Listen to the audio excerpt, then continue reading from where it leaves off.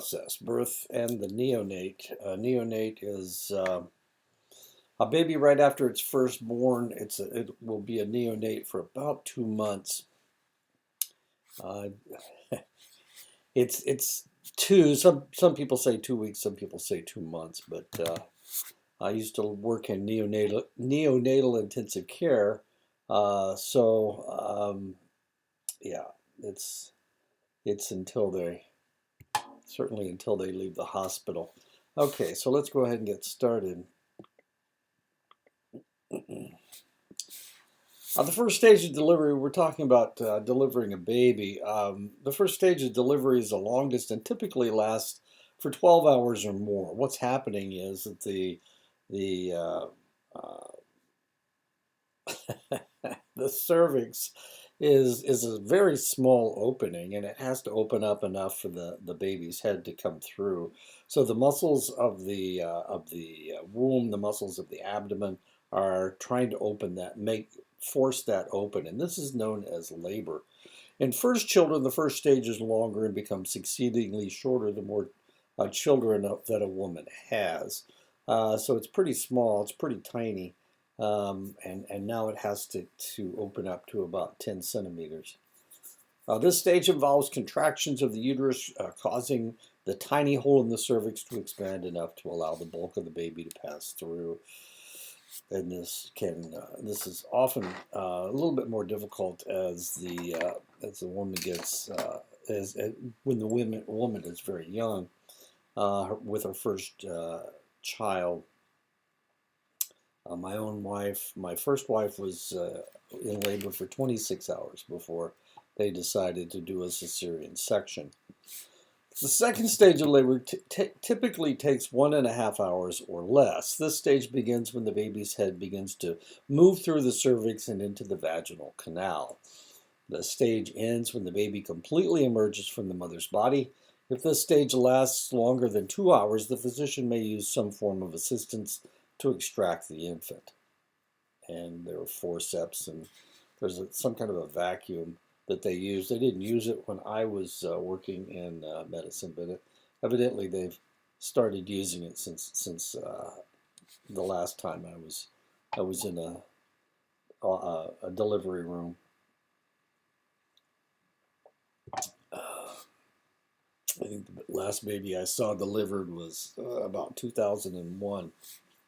The third stage lasts 5 to 30 minutes and involves the placenta and the umbilical cord being expelled from the mother's body. This was previously called passing to afterbirth, but of course we change all the names because people get strange ideas. The fourth stage involves a recovery process where the baby and the mother both rest and their condition is monitored. Methods of delivery. The cesarean delivery is a surgical procedure to remove the baby from the uterus by cutting through the abdomen. Cesarean birth rates in the United States are among the highest in the world. Alternative methods of childbirth minimize the use of drugs while maximizing parents' active involvement.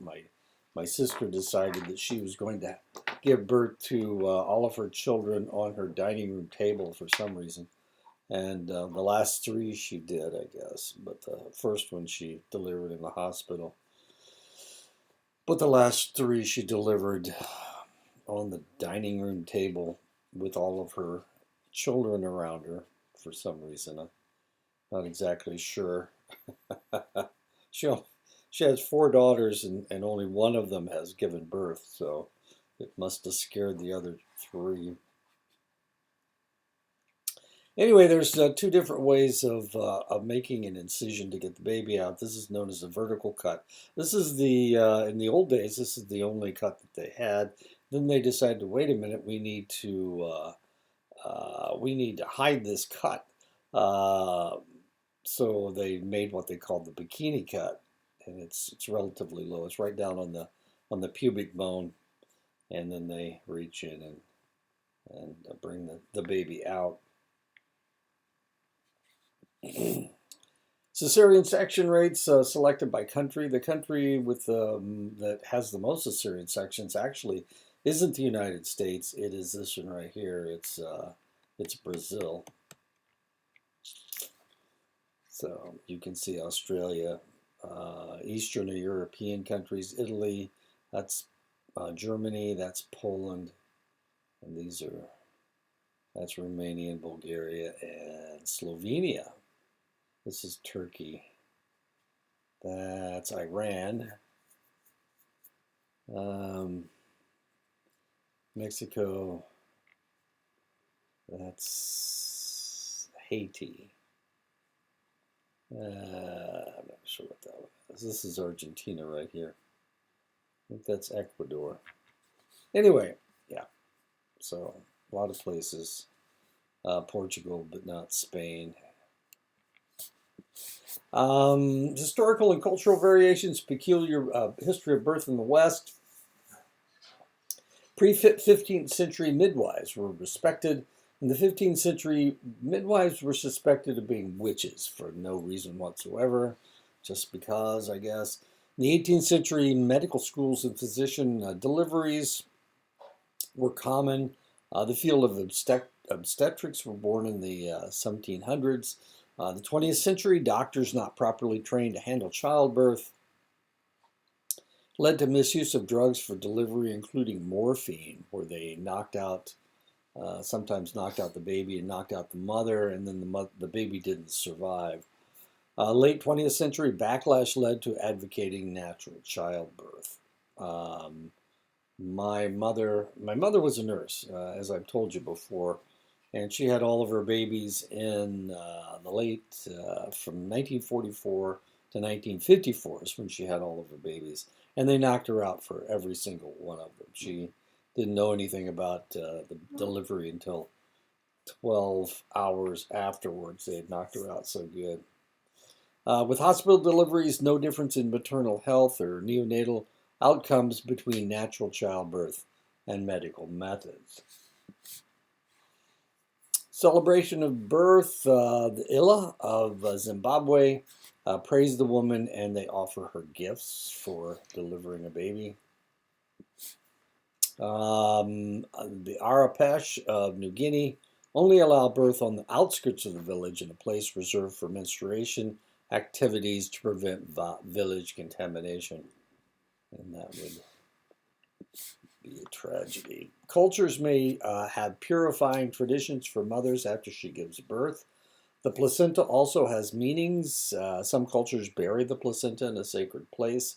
Some cultures believe that it has value for hormones and nutrients. Attempts to ease childbirth process include abdominal massage and herbal teas, herbal medicines to cope with pain. Midwives give instruction and encouragement, symbolic symbols placed in different places around the room for the mother and the baby. Emotional and social support is important. Medical use of epidural seen in developed countries. A birthing position also eases pain. Upright, semi-sitting, half-reclining position. If you've ever watched Call the Midwife, that's how they do it. They have the mother standing or leaning against something, and they deliver the baby from behind.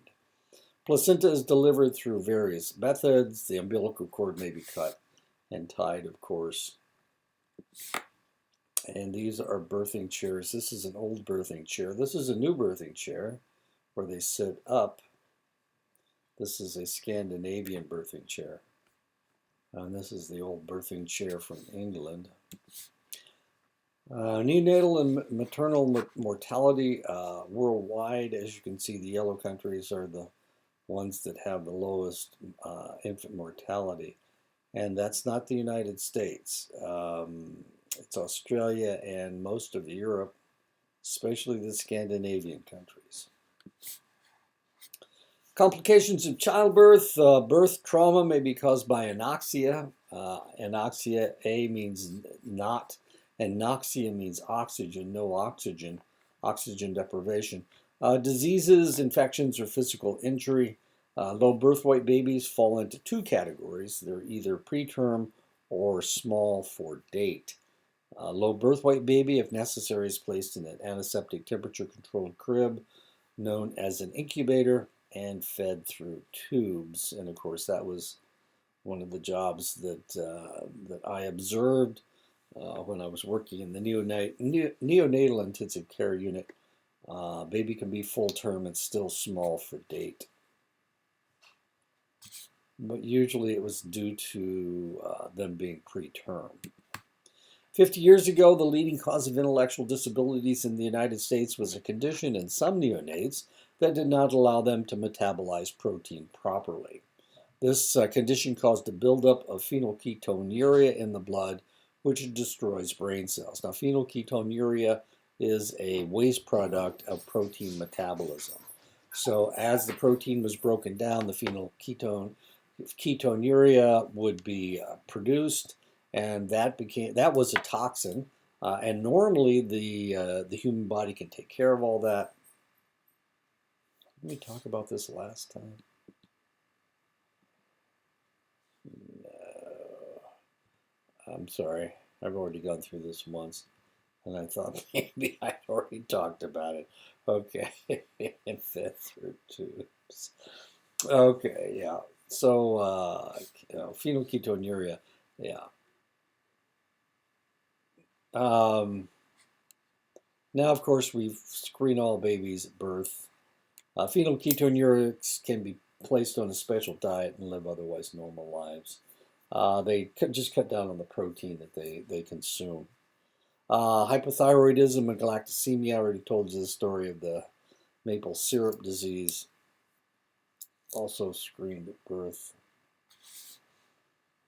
So we can screen them for hypothyroidism and galactosemia, as well as phenylketonuria, PKU.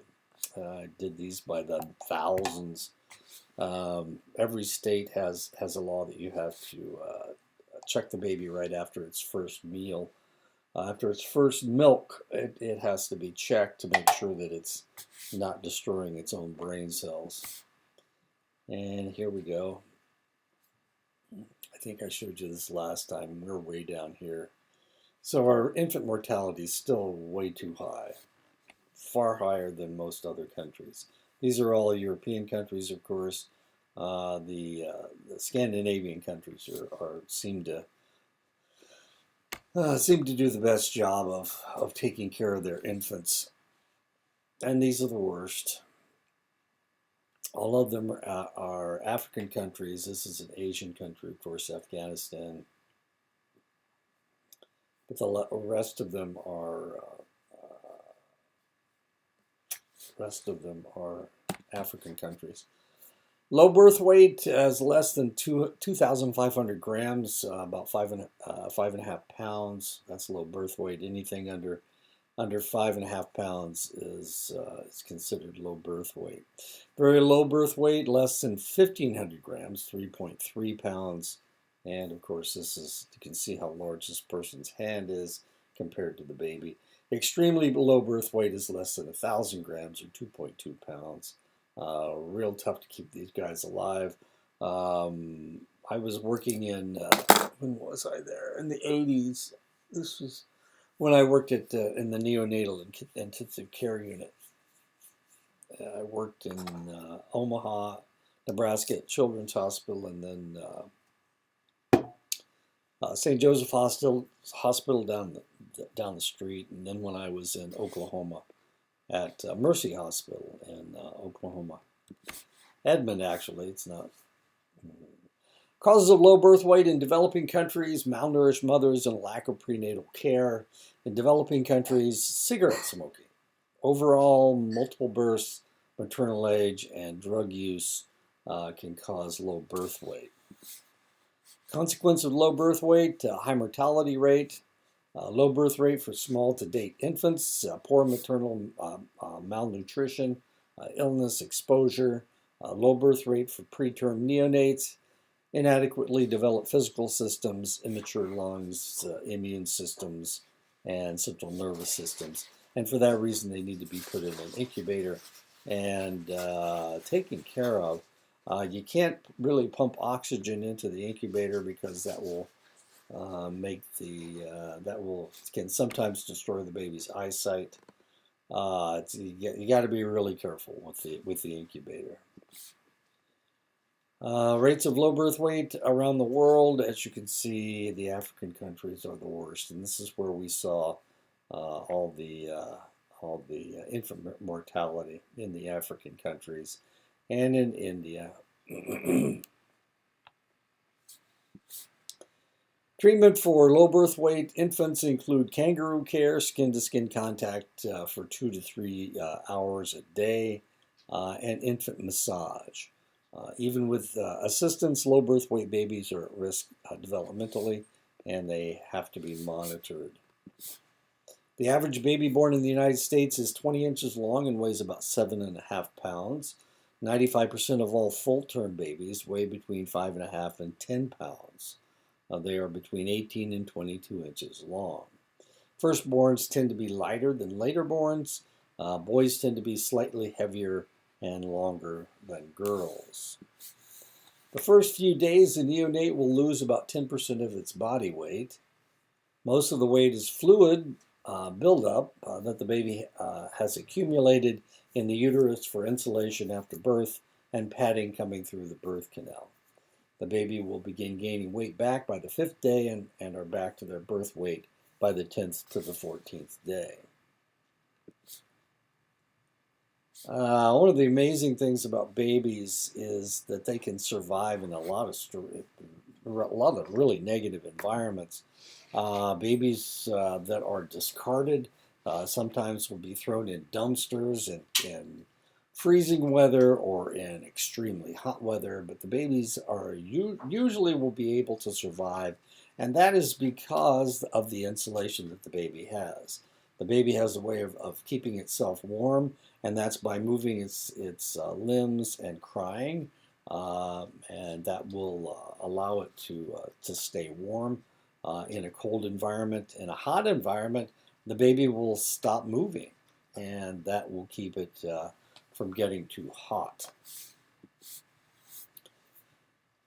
Anything over 98.6, of course, it makes it very difficult for the baby to survive, and that's one of the reasons why it's sometimes a miracle when they find a baby in a dumpster in Phoenix or someplace where it's really, really hot. 1 minute after delivery and then again 5 minutes after birth, most babies are assessed using the APGAR scale. An infant's score may be affected by the amount of medication the mother has received, and this is one of the reasons why the medication is rarely given to a mother now. That's not really true. Why they try to limit the amount of medications to give to a mother. The more they give to the mother, of course, the slower the baby responds, and that's never a good thing. They can't tell if there's a problem. Neurological or cardiorespiratory conditions may interfere with one or more of the vital signs. And this is the APGAR scale. The APGAR scale was developed by pediatrician Virginia APGAR with APGAR, a quick reference, to determine the state of the neonate. A stands for appearance. What color is the baby? Is it pink? Is it blue? Now you may be thinking, well, come on, all white kids look one way and all African American kids look another way. But the reality is that at birth, even someone who is African will not be dark. They will not have dark skin. They are relatively pale, and they will of course get darker as time goes by. And you can tell, even if you have a friend that is very dark and they are sick, you can look at them and you can tell that they look wan. They don't look well. Their lips are bleached out. Their fingernail beds are pale. The palms of their hands are pale. You can tell this. You can just tell this by looking at them if you know who they are and you've seen them more than once. So the reality is that even babies, even little babies, of course, you can tell. So what you want them to do is be nice and pink, Sometimes they're red because they're yelling so loud, and that's a good thing. The the dark the brighter the skin tone due to the circulation, the better off they are. If they don't have hardly any circulation, they'll be blue. They will be cyanotic as it is. That's what it's actually called. The second thing you look at is their pulse. Is it a rapid pulse? That's what you want. You want the heart to be beating. You want the baby to be irritated to some extent. How rapidly is it beating? But if it's absent, of course, now we've got a situation where um, you're going to have to get the heart started. G, grimace. Are they crying? Do they look like do they have no expression on their face at all? What you want them to be doing is yelling at you, crying, making as much noise as possible. The more noise they make, the better. The healthier they are. The more blood they've got running through their system. They're breathing. Obviously, they're breathing. The second A is for activity. Are they active or are they limp? And of course, if they are limp, then you can rub on them and see if you can get them going. But what you want is for the baby to be flailing around and trying to punch you. And the last is R, respiration. Are they crying or is all this absent? Now, the reality is that you can look at a baby and you can do all this in an instant. As long as everything's going okay, as long as there's a pulse, as long as they have a look on their face, as long as they're moving, as long as they're breathing, then everything's fine. And of course, first thing that you notice is the color of their skin. Do they look nice and pink? Do they look, are they red? Do they have no movement at all? I mean, and you can do this almost instantaneously.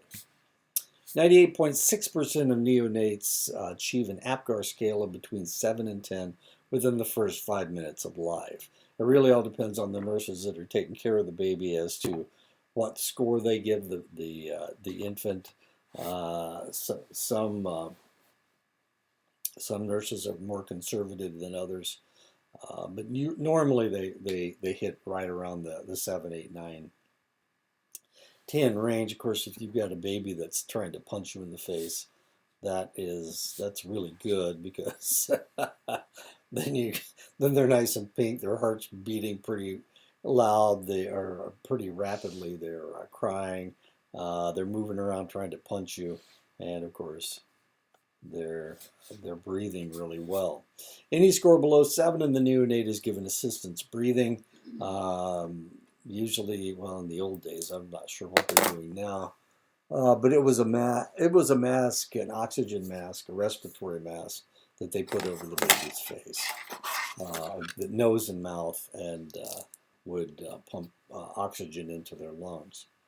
Any score below 4, the emergency measures must be applied. If breathing is established or restored, no permanent damage may occur. And of course, where they do this instantaneously because they want to make sure that oxygen gets into the baby's brain.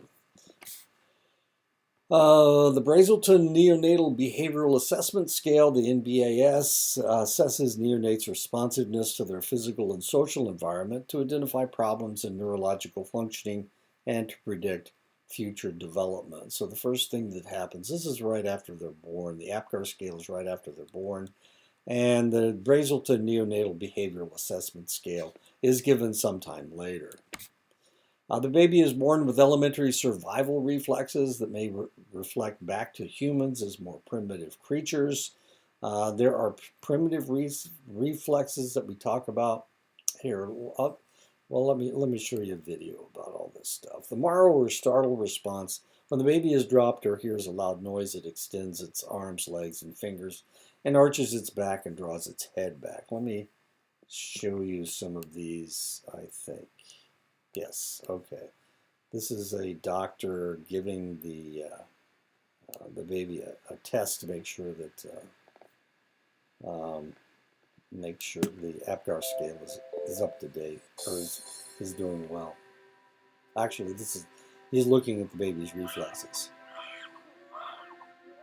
That's a newborn. All full-term newborn babies are born with some natural reflexes, including sucking, walking, holding, and the startle or morrow reflex. If all these reflexes are present, the parents can be reassured that their baby's development is normal. This will not be the same in premature babies, as they still have some way to go. Following the birth of the baby, the midwife or paediatrician will check for these reflexes. Victoria's newborn Esme is being checked out by her midwife Andrea, and she shows how her legs already know how to move in a walking motion. Consultant neonatologist Ryan Watkins is checking over 3-day-old baby Tamami. So you can see her legs are flexed and moving normally, and her arms are slightly flexed as well. It's a bit unfair to expect this one to flex too much given the weight of the canyon. And you can see, and she's a newborn baby, her central tone is low, so she arches over my hand. The baby was a month or 2 old, you'd expect that to be straight and trying to lift her head. What I can do then is just check her morrow reflex. And to do this, I just drop her backwards into the palm of my hands. It appears a little bit startling, and startle reflex is another word for it. Whee! So you can see her fling her arms out to the side and open her eyes, and then they return to the normal position. If I open her hands up, place my pad of my thumb in the palm of her hand, and you should find she kicks my feet. And the same thing happening on her feet. She's flexing her toes there. You can check it's symmetrical by looking at this side too.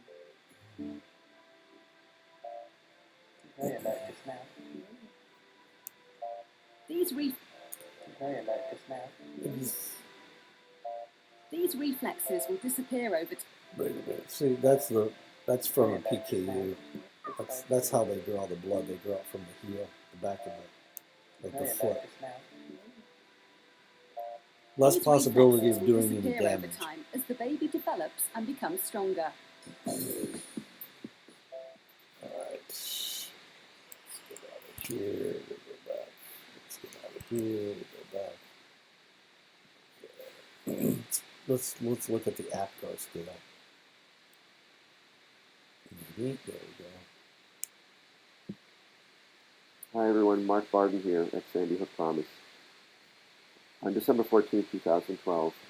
The APGAR score was invented in 1952 by anesthesiologist Virginia APGAR. It is a scoring system ranging from 0 to 10 and is calculated by evaluating the newborn based on 5 criteria. Each of these criteria can be allocated a score from 0 to 2, and then the sum of these criteria will give you the total APGAR score. In the original article published by Virginia APGAR, the original components of the score were color, heart rate, reflex irritability, muscle tone, and respiratory effort. However, there is an easier way to remember these criteria by remembering the mnemonic APGAR for appearance, pulse, grimace, activity, and respirations. Typically, the APGAR score is calculated at 1 and 5 minutes after birth. If the score is low, you usually repeat the score later. A score of 7 and above is generally normal. Scores less than 7 are low and suggest distress of the newborn that requires some intervention, for example suctioning or stimulation. Although APGAR scores are not used to determine morbidity or mortality, lower scores are typically thought to correlate with more severe outcomes. For example, scores of 3 that are persistent can indicate long-term sequelae such as neurologic damage. However, ultimately, the purpose of the APGAR score is to determine when emergent interventions are necessary. The APGAR score is as follows. You will take a look at the newborn's appearance. If they are blue or pale, you give them 0 points. Blue extremities but a pink body, you'll give them 1 point. And you will award 2 points if the body and extremities of the newborn are pink without any cyanosis. For pulse, if it is absent, you score 0 points. If the pulse is less than 100 beats per minute, you'll score 1 point. And in the ideal situation, the newborn's heart rate should be greater than 100 beats per minute, awarding them 2 points. For grimace, you award 0 points if there is no response to stimulation, or the baby is floppy. 1 point is awarded for grimace on suction or aggressive stimulation. And again, ideally, if the baby is crying on stimulation, you award them 2 points. For activity, if the newborn is not moving, you of course award them 0 points. If there's some flexion of the arms and legs, you award them 1 point. If there's active flexion against resistance, you award 2 points. For respirations, if they're absent, you award 0 points. For weak, irregular, or slow respirations, 1 point is awarded. And if the baby is strongly crying, you give them 2 points. Okay. Okay, so that's the APGAR scale. Let's see. Here we go. The Darwinian or grasping reflex, and this is one that we saw the doctor doing. It's when the palms of the hands are stroked, the baby will make a fist and maybe even be able to support itself, and that's what the doctor was doing when he was pressing on the baby's the palm of their hands. The tonic or neck reflex, when the baby is laid down, it will extend its preferred limbs in a fencer pose and flex its non-preferred limbs. The rooting reflex, when the mouth or cheek is stroked, the baby will turn toward the stimulation and begin a sucking response. The first time I ever went into the nursery, this is when I was in the service, the nurse that was in there was trying to show this to me, the rooting reflex, and she had something on her top. It was scrubs. She was wearing scrubs, and it's kind of a nipple-y thing.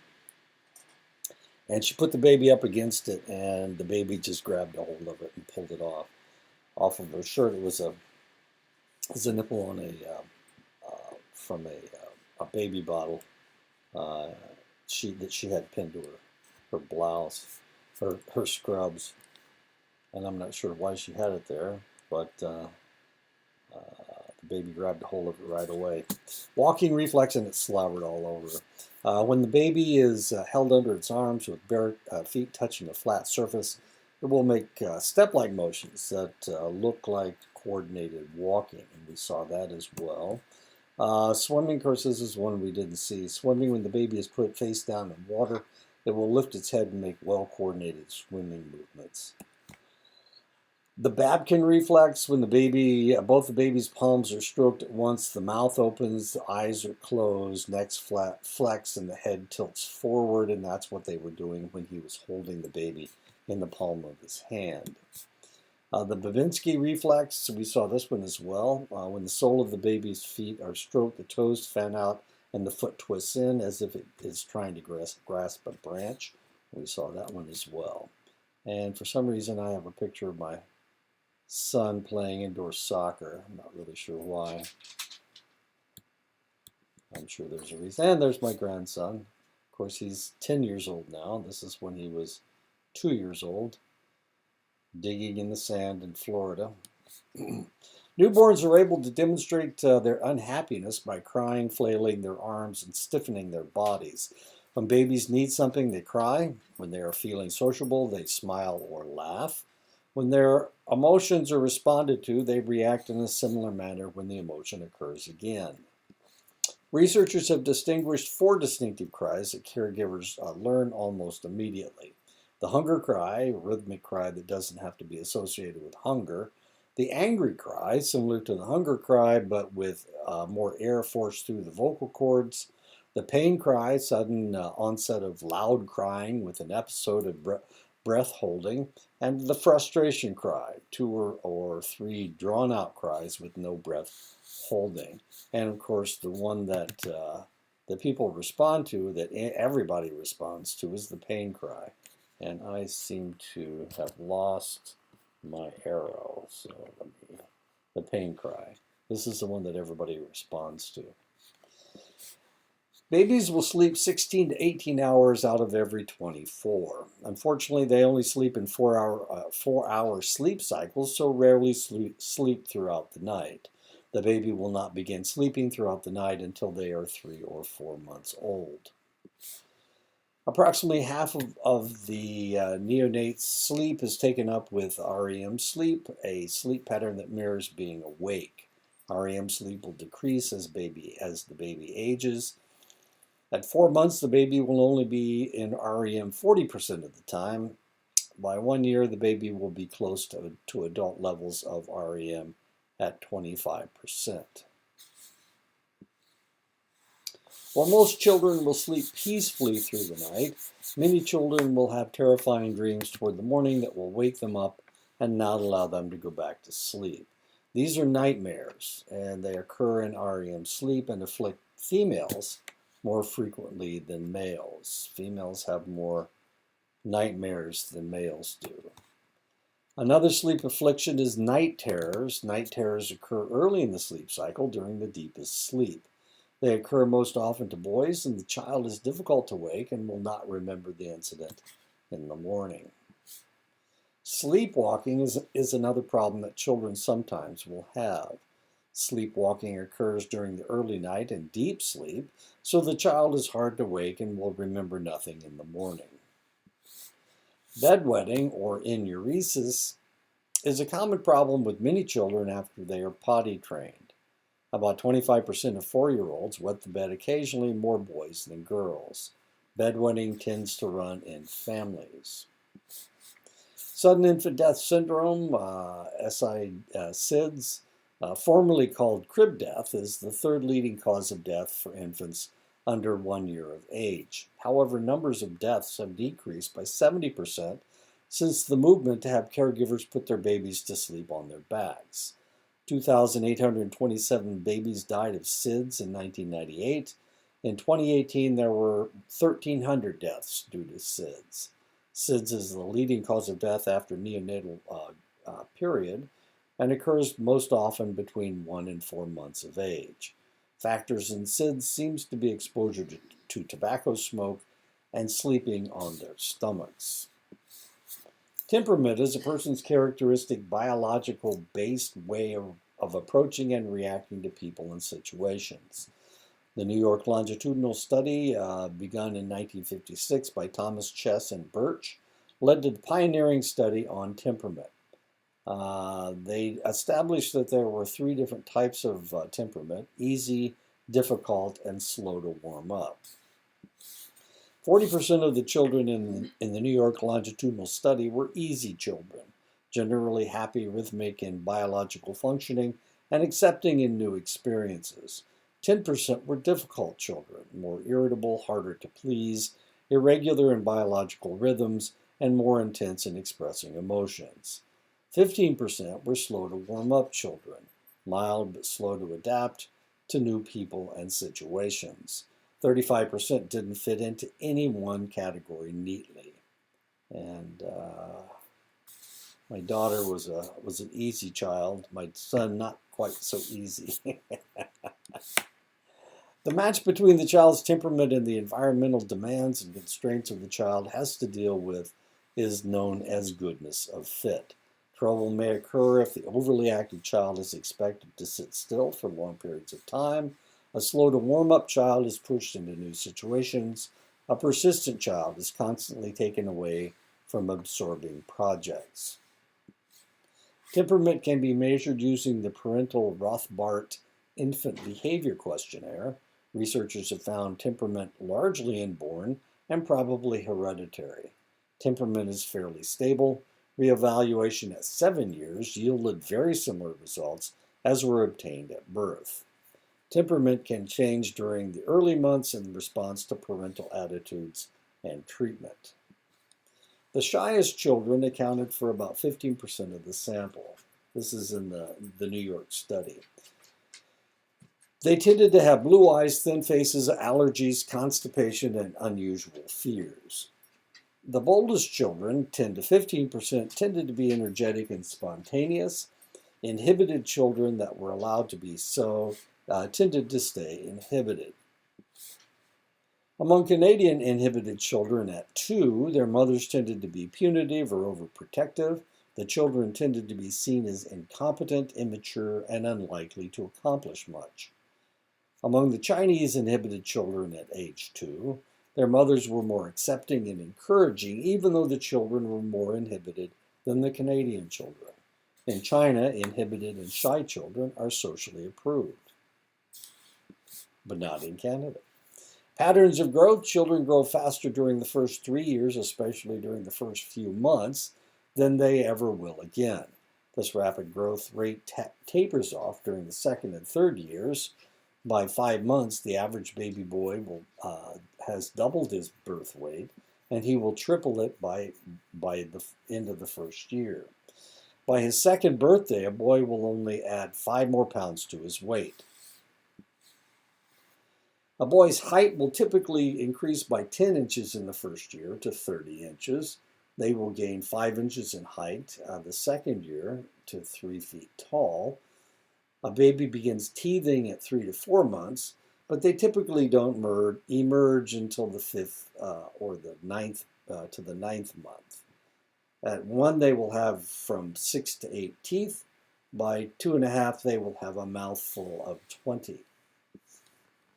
And there's my grandson when he was a year old, walking around carrying his uncle's Coke can. There was no Coke in it. Here's the Coke over here. I'm not sure where he got the can, but he sure is pleased that he's got it. There's the Indianapolis Colts football and the Indianapolis Colts blanket. Actually, it's a towel, I think. In the womb and after they are born, children develop from head to tail, cephalocaudally, and from the inside out, proximo-distally. The head and the brain are the largest thing about a developing fetus and a newborn. At 2 months, gestation takes up 1/2 of the body length. At birth, it takes up 1/4 of the body length. As adults, our heads are about 1/8 of our body length. And there we go. Changes in proportion of the human body during growth. And there's what little boys look like. There's what little girls look like. There's what little boys look like. Influences on growth. Genes interact with the environment. For example, nutrition and living conditions impact general health and well-being. Well-fed, well-cared for children grow taller and heavier than less well-nourished and nurtured children. Better medical care, immunization, and antibiotics have led to better health. Bottle feeding babies did not become possible until the 17th century in Europe. Before that time, if a mother didn't want to breastfeed her own baby because of inconvenience or sagging breasts, she would find another woman to have her breastfeed for her. This woman was known as a wet nurse. In the 19th century, an increase in infant deaths was blamed on wet nurses and bottle feeding. In the 1920s, bottle feeding became popular and didn't go out of vogue until the 1970s. Breast milk is almost always the best food for newborns and is recommended for at least the first 12 months. Parents can avoid obesity and cardiac problems in themselves and their children by adopting a more active lifestyle for the entire family and to breastfeed their babies. At birth, the brain weighs about 25% of its eventual adult weight of 3.5 pounds. By age 3, the brain will be 90% of its total size. By age 6, it is almost at its adult size. The brain's maturation takes much longer than was previously thought. Brain growth spurts coincide with changes in cognitive behavior, the learning of language, environmental stimulation. Specialization of the hemispheres is called lateralization. The left hemisphere of your brain is used for language, and the right is for visuospatial knowledge. The brain represents 70% of the weight of the nervous system. Occipital lobe is in the back of the brain. It's right here. That's for visual information. The temporal lobe is for hearing and language, and that's right here, right behind your ears. The parietal lobe for touch and spatial information, and that's right on top of your head. And the frontal lobe, of course, is for higher level thinking such as speech and reason. And of course, that is where your forehead is. The role of experience, smiling, babbling, crawling, walking, and talking are possible due to rapid development of the brain, particularly the cerebral cortex. This is known as plasticity, modifiability of the brain. So the brain is ready to change as soon as it's created. Throughout early life, the brain is creating more and more complex neuronal pathways. Even before birth, the brain is integrating neuronal coordination of muscle groups, a process known as integration. At the same time, select neurons are being developed to have specialized structure and function, a process known as differentiation. When the neuronal cell functions are no longer needed or no longer used, cell death occurs and the body prunes the excess brain cells. The role of experience, early experience can have lasting effects on emotional development and the capacity of the central nervous system to learn and store more information. Sometimes corrective experience can make up for past deprivations. Myelin, a fatty insulating substance, begins about halfway through the gestation in some parts of the brain and continues into adulthood and in others. This accounts for improving abilities at various times during adulthood. Milestones of motor development. Babies first learn simple skills and then combine them into increasingly complex systems of action. Humans begin to walk later than other species, possibly because babies' heavy heads and short legs make balance difficult. One test that has been developed to chart motor development is the Denver Developmental Screening Test that charts a baby's progress and compares it to other children of similar age and gender. According to Thalen, normal babies develop the same skills in the same order because they are built approximately the same way and have similar physical challenges and needs. Not until babies can get around by themselves do they learn from experience or from a caregiver's warnings that a steep drop-off can be dangerous. If there are chances to explore their surroundings, motor development is more likely to be normal. Some cultures actively encourage early development of motor skills. Training motor skills experimentally, Gessel concluded that children perform certain activities when they are ready and training gives no advantage. Findings do not indicate whether changes in the brain or in muscle strength or both are involved in motor development, but they do suggest that interaction of biology and environment. Touch and pain. Touch seems to be the first sense to develop.